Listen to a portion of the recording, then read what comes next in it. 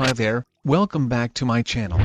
Today's video about another Lightroom tutorial and presets giveaway.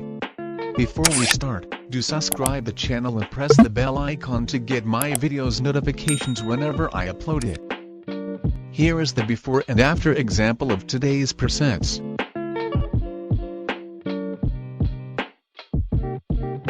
You can use this preset in mobile devices and desktop Adobe Lightroom applications too.